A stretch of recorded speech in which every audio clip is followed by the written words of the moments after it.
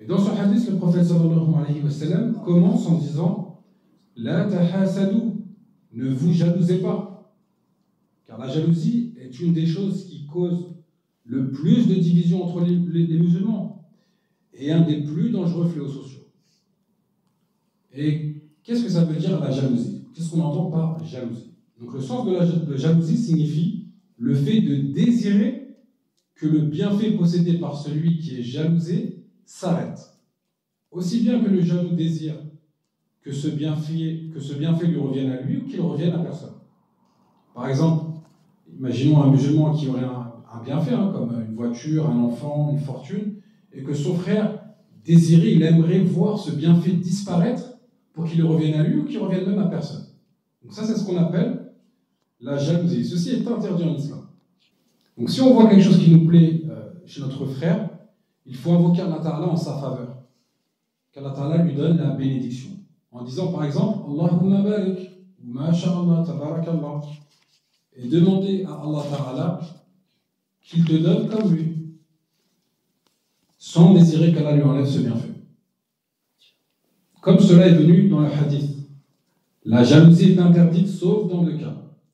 Un homme à qui Allah a accordé des biens, ainsi que l'aptitude à les dépenser correctement, et un homme à qui Allah a accordé une sagesse par laquelle il juge et qu'il enseigne, rapporté par Muslim. C'est-à-dire que dans certains cas, lorsqu'on va avoir un bienfait chez notre frère, si on désire avoir également ce bienfait sans vouloir que ce bienfait disparaisse chez notre frère, dans ce cas-là, on n'appelle pas ça de la jalousie. Mais là, c'est quelque chose plutôt de louable. Donc, dans l'exemple du hadith, le prophète nous donne l'exemple de deux personnes. Un homme à qui Allah a accordé des biens, ainsi que l'aptitude à les dépenser correctement, et un homme à qui Allah a accordé une sagesse par laquelle il juge et qu'il enseigne. C'est-à-dire un homme à qui Allah a donné une science et qu'il l'enseigne aux gens, et un homme à qui Allah a donné une richesse et qui fait des aumônes avec. Alors son frère croyant le voit faire et aimerait être comme lui pour pouvoir faire la même chose. Alors le prophète sallallahu alayhi wa sallam, il dit, ils sont tous deux égaux dans la récompense. C'est-à-dire par exemple, si vous voyez votre frère qui a une fortune, il a de l'argent, et il dépense par exemple pour construire des mosquées, il donne des aumônes pour les pauvres, pour construire des centres islamiques où les gens ils vont apprendre la langue arabe, ou alors une autre personne, vous voyez qu'une personne elle a de la science et elle enseigne, elle transmet la science, elle apprend aux gens par exemple le Coran, elle apprend aux gens la langue arabe, et que là vous voyez cela et vous aimeriez bien avoir la même chose pour pouvoir faire pareil, alors le prophète sallam dit qu'ils sont tous deux égaux dans la récompense.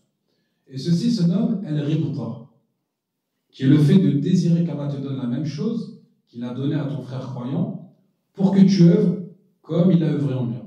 Et ceci n'est pas le hasad.